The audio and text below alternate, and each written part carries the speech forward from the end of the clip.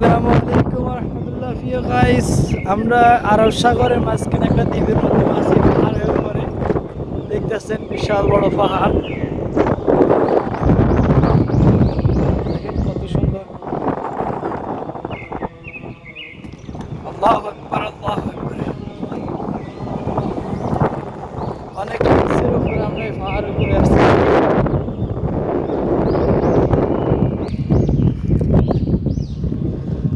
দেখতেছেন আমরা পাহাড়ের উপর থেকে নিচের দিকে নামতেছি।